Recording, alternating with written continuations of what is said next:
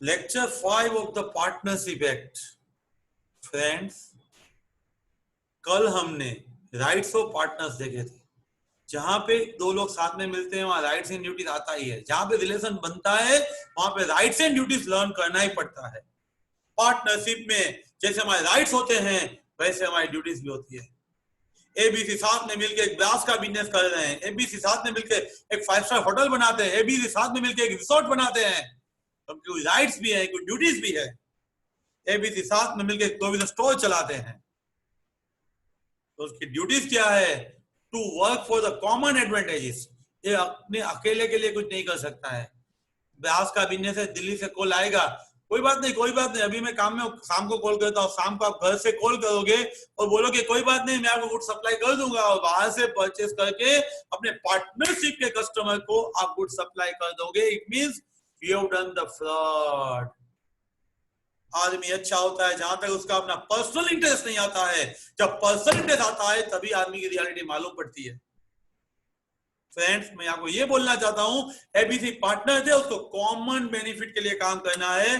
Partners ABC साथ में greatest common advantages यानी एडवांटेजेस ऑफ द फर्म, अपने पर्सनल प्रॉफिट के लिए काम नहीं करना है। वो सबसे पहली ड्यूटी हर एक पार्टनर की है। और अरस परस आसपास का दोनों का इंटरनली ट्रस्ट बना रहना चाहिए। एक दूसरे के लिए फेथफुल होने चाहिए, faithful to the each other. जब तक हमारा रिलेशन है तब तक एक दूसरे पे विश्वास होना चाहिए। जहां पे विश्वास खत्म हो जाता है वहां रिलेशनशिप होने की वजह से भी कोई मतलब नहीं है। इसलिए फर्स्ट ड्यूटी फ्रेंड्स हमारी greatest advantages, second duty friends faithful to each other, and third that is render the true account. हम एक दूसरे पार्टनर को जो जानकारी चाहिए, जो बुक्स चाहिए, जो इंफॉर्मेशन चाहिए, वो सब सही देना है, ट्रू देना है, तभी हमारा विश्वास बना रहेगा। सबसे पहले सबके फायदे के लिए काम करना है। दूसरी चीज है वो हमें एक दूसरे पहले विश्वास बना रहे वैसा काम करना है। हमें सही जानकारी देनी है। और हमारी वजह से हमने किसी पे कुछ दगा किया है, हमने कुछ विलफुली केयरलेस, हमें जो ध्यान रखना चाहिए वो हमने नहीं रखा है, हमारी बेदरकारी की वजह से फर्म को नुकसान ही गई है, तो फ्रेंड्स वी मस्ट आइडेंटिफाई। हम फर्म को बचाने के लिए इमरजेंसी में कुछ काम करेंगे तो फर्म हमें आइडेंटिफाई करेगी, और फर्म की वजह से हमें कुछ नुकसान जाएगा तो फर्म हमें देगी, और हमारी वजह से फर्म को जाएगा तो हम फर्म को पे करेंगे। यानी आइडेंटिफाई राइट्स भी हो सकता है एंड आइडेंटिफाई ड्यूटीज भी हो सकती है। पार्टनर पे करेगा तो ड्यूटी है, एंड फर्म पे करेगी तो राइट्स है। फर्स्ट है वो कॉमन एडवांटेजेस, सेकंड है faithful to each other, third है वो सही अकाउंट्स है, फोर्थ है वो आपको कुछ भी विलफुली निग्लिजेंसी की हुई है तो आपको फर्म को नुकसानी पे करनी पड़ेगी। फ्रेंड्स, दुनिया के हर एक आदमी के पास कुछ स्किल है, कुछ नॉलेज है, तो वो स्किल एंड नॉलेज वो आप विदाउट रेम्यूनरेशन फर्म के लिए यूज करना है। क्योंकि आप पार्टनरशिप फर्म चला रहे हैं तो आपको बेटर है कि आप भी उसमें स्किल एंड नॉलेज यूज करके फर्म को आगे ले जाओ, और उसके लिए आप रेम्यूनरेशन मत मांगो। विदाउट रेम्यूनरेशन आपको फर्म के लिए काम करना है, और डीड में नहीं बोला है तो रेम्यूनरेशन नहीं मांग सकते, exception that is a tradition. Friends, जैसे आप प्रॉफिट आपका राइट है वैसे लॉस आपका ड्यूटी है। मेरा राइट है, मुझे प्रॉफिट मिलना चाहिए, तो फर्म को नुकसान ही हुई है तो मेरा ड्यूटी है कि मुझे पे करना चाहिए। सबसे पहले सबके फायदे के लिए काम करना है, फेथफुल रहना है, सही इंफॉर्मेशन देना है, आइडेंटिफाई लॉस करना है, स्किल यूज करना है, लॉस सफर करना है, और फर्म का ट्रांजैक्शन, फर्म की प्रॉपर्टी, फर्म का कनेक्शन यूज करके कुछ भी बेनिफिट मिला है ना तो रिटर्न कर देना है। Any profit received from the transaction of the firm, from the property of the firm. कोई कस्टमर आएगा बोले शाम को मैं घर पे से आपको सप्लाई कर दूंगा, तो फर्म का ट्रांजैक्शन था, हमने बेनिफिट लिया। टाटा इंडिका पार्टनरशिप में था, दिन में हम ड्राइविंग करते थे, पार्टनरशिप के लिए करते थे, नाइट शिफ्ट में हम पर्सनल यूज कर लेते थे, किसी को कहीं पे भी जाना तो हम वर्दी करके आते थे। That means without asking to other partner, without saving to other partners, we are using it in night shift for the personal use, और रात को हम पूरे फैमिली को लेकर घूमने जाते हैं, तो हम उसके फर्म के ट्रांजैक्शन में से, फर्म की प्रॉपर्टी में से, फर्म के कनेक्शन में से, फर्म के नाम में से कुछ भी फायदा कमाया है फ्रेंड्स, तो वो आपको फर्म को दे देना है। Any profit received from the transaction, property, business connection or with the firm name, but must refund to the firm. Friends, आपको मालूम है एबीसी पार्टनर है, ब्रास के पार्टनर है, सी को अपने नाम से, पर्सनल नाम से ब्रास का बिजनेस करना है, उसका मतलब उसको कंपीटिंग बिजनेस करना है। तो वो जो उसको मिला है प्रॉफिट कंपीटिंग बिजनेस में, वो पूछ के किया है तो रिटर्न करने की जरूरत नहीं है, और पूछे भी ना किया है दूसरे पार्टनर को तो any personal profit on it must be refunded, वो आपको रिफंड करना पड़ेगा। लेकिन रिमेंबर दैट दूसरे पार्टनर को पीछे पूछे बिना आपने कंपीटिंग बिजनेस किया तो प्रॉफिट रिफंड करना है, लेकिन लॉस है तो पर्सनली बेयर करना है, लॉस के लिए दूसरा बंदा लायबल नहीं होगा। फ्रेंड्स, प्रॉपर्टी आपको मालूम है company, joint stock company separate legal अस्तित्व है, सेपरेट लीगल एंटिटी है, उसका अपना आर्टिफिशियल जुडिशियल एंटिटी है, कंपनी है उसके मेंबर से अलग है, कंपनी है डायरेक्टर से अलग है। इसी वजह से कंपनी अपने नाम से अलग से प्रॉपर्टी हेल्ड कर सकती है। रिलायंस के अपने नाम की बिल्डिंग, अपने नाम की फैक्ट्री, अपने नाम के एग्रीमेंट होते हैं, लेकिन पार्टनरशिप में ऐसा नहीं होता है। रिलायंस के पास आपके 10 शेयर है, आप खावड़ी से निकलोगे तो ऐसा नहीं बोलोगे ये गेट है ना वो मेरा है, क्यों? उसने प्रपोर्शनेट से मेरे पास है, प्रपोर्शनेट से की वजह से गेट आपका नहीं हो जाता, दीवार आपकी नहीं हो जाती, ट्री आपका नहीं हो जाता है, प्रपोर्शनेट कुछ आपका नहीं होता है, वो सब रिलायंस का है। रिलायंस बेचेगी तो आपको कैपिटल रिटर्न करेगी। लेकिन रिमेंबर दैट पार्टनरशिप में एक लैंड का आपका 1000 स्क्वायर फीट पड़ा हुआ है, ए भी दो पार्टनर है, तो आप बोल सकते हैं ये 50% मेरा है, 50% मेरा है, 50% बी का है, it is allowed. Partnership properties में वो जॉइंट प्रॉपर्टी है, जॉइंट एस्टेट है, जॉइंट स्टॉक है, वो कंबाइंड प्रॉपर्टी मानी जाती है। इसीलिए पार्टनरशिप प्रॉपर्टी को जॉइंट प्रॉपर्टी भी बोलते हैं, कॉमन स्टॉक भी बोलते हैं। फ्रेंड्स, पार्टनर्स की प्रॉपर्टी आती कहां से है? Partners as a capital contribution लेके आते हैं, पार्टनर्स साथ में मिलकर परचेस करते हैं, वो साथ में मिलकर धंधा करते हैं, बिजनेस चलाते हैं, उनका रेपुटेशन बढ़ता है, उनका गुडविल बढ़ता है। यानी 3 चीज आपकी इन्वॉल्व होगा पार्टनरशिप प्रॉपर्टी में। First, property right and interest brought as a capital contribution. हर एक पार्टनर एज ए कैपिटल वो प्रॉपर्टी राइट्स कुछ भी, गुडविल कुछ भी लेके आता है। और दूसरी चीज है आपने साथ में मिलकर परचेस किया है, आप कैपिटल कंट्रीब्यूशन में लेके आए, आपने परचेस किया। And third one that is the goodwill, जो आपने धंधा चलाया, जितना पुराना बिजनेस उतना गुडविल बढ़ता जाएगा, जो अच्छी तरीके से किया है। तो what is the goodwill? Goodwill बोलने में इजी है, समझने में इजी है, डिफाइन करने में गुडविल टफ है। गुडविल यानी पैट्रोनेज, प्रेस्टीज, प्रतिष्ठा, साख, उसको गुडविल बोलते हैं, जिसकी वजह से आप over and above the normal profit earn कर सकते हो। एक ही चीज की 2 जगह पे जाओगे तो प्राइस चेंज हो जाती है ड्यू टू गुडविल। यमीस में आप पफ खाओगे और जगह पे पफ खाओगे, प्राइस डिफर। जैन विजय से आप ड्राई फ्रूट परचेस करोगे, कचौरी, और कहीं से ड्राई फ्रूट कचौरी परचेस करोगे, प्राइस डिफरेंस। एचजे व्यास की मिठाई लोगे और कहीं से मिठाई लोगे, प्राइस डिफरेंस। ये सब गुडविल के मनी है। क्वालिटी में डिफरेंस हो सकता है, मुझे नहीं मालूम, लेकिन over and above the normal profit you are earning something, that is due to your patronage, prestige, it is a goodwill, nothing else.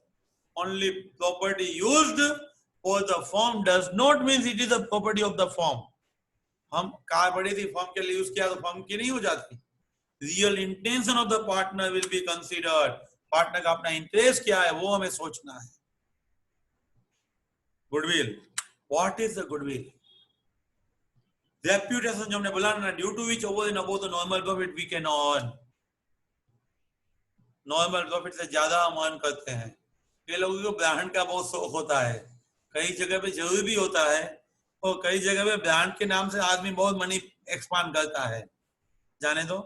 At the time of dissolution के टाइम हम गुडविल दूसरे पार्टनर को भी दे सकते हैं और बाहर भी बेच सकते हैं, लेकिन ऑल पार्टनर के बेनिफिट के लिए हमें सेल करना है गुडविल, सभी के बेनिफिट के लिए करना है। It can be sold separately और along with the others property. हमें सेपरेटली भी बेच सकते हैं और साथ में भी बेच सकते हैं। लेकिन फ्रेंड्स, एक बार गुडविल के मनी हमारे पॉकेट में आए ना, एक बार गुडविल हमने बेचा ना, तो बाद में हम रीजनेबल एरिया में रीजनेबल टाइम तक, स्पेसिफाइड एरिया में स्पेसिफाइड टाइम तक सिमिलर बिजनेस नहीं कर सकते।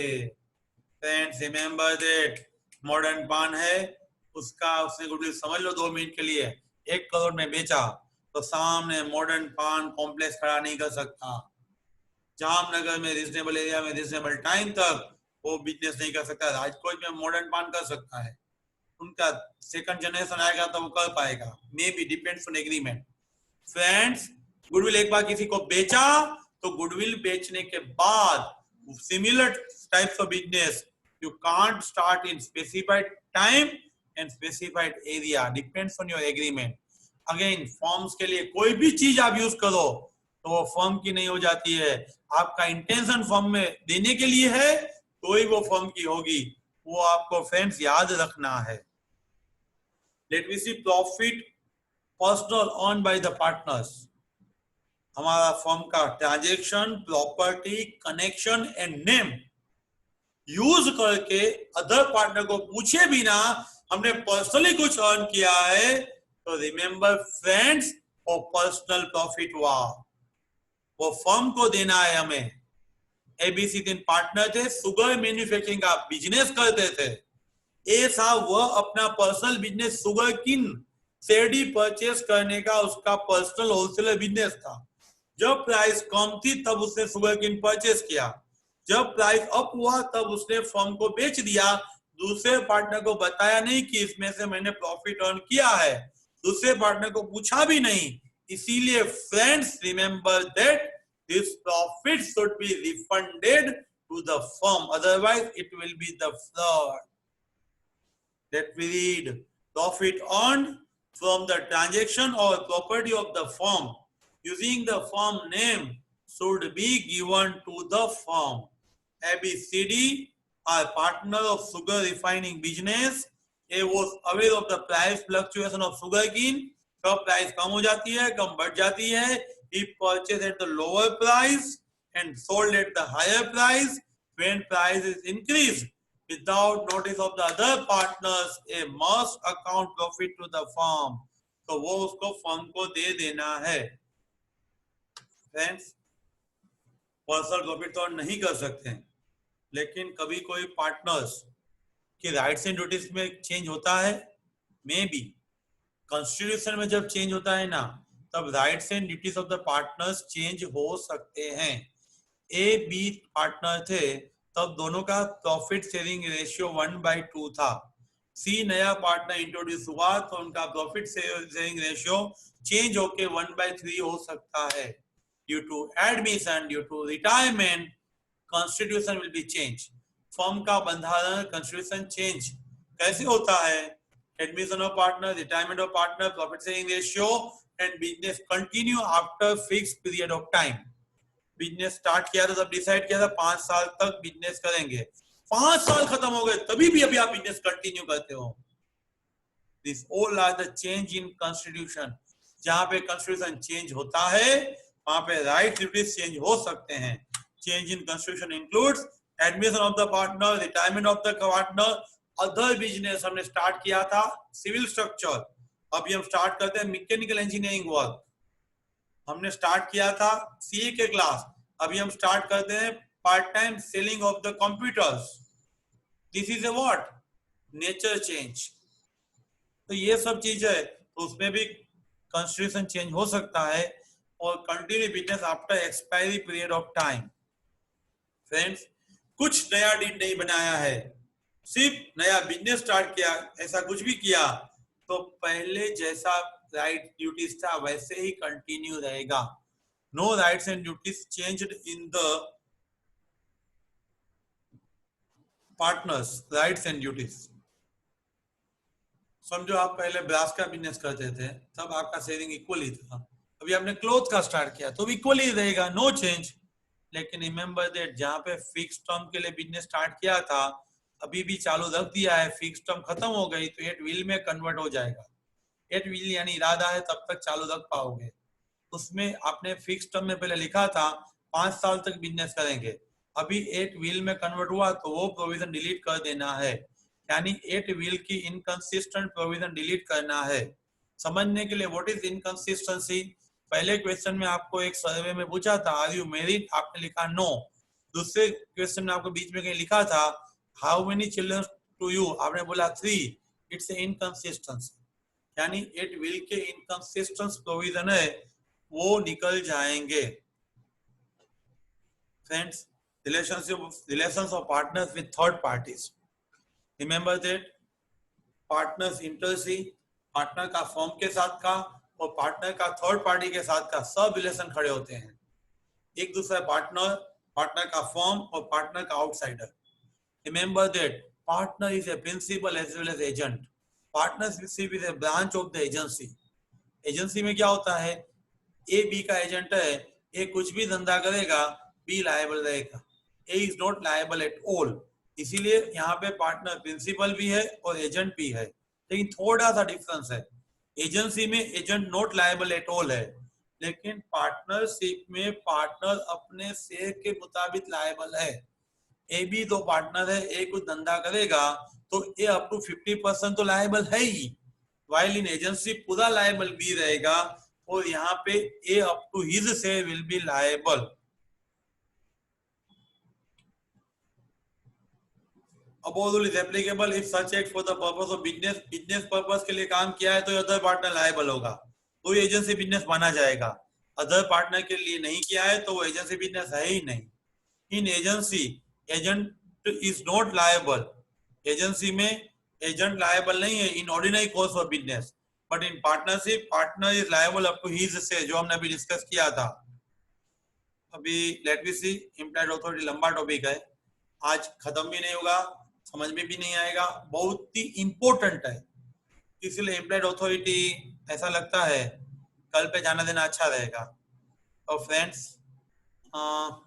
एज यूजुअल फिजिकल लेक्चर में बीच में नहीं बैठ सकते, बैठ तो समझ में नहीं आता है, ऑनलाइन में कहाँ पे भी क्लिक करोगे तो क्या समझ में आएगा। I always suggest listen the videos from very beginning and whole video, then you will be the master, you will be master of the subject। बने रहिए मेरे साथ, हर एक सब्जेक्ट के डिटेल्स वीडियो आपको फ्री ऑफ में मिलते रहेंगे और built up your career. Thank you very much.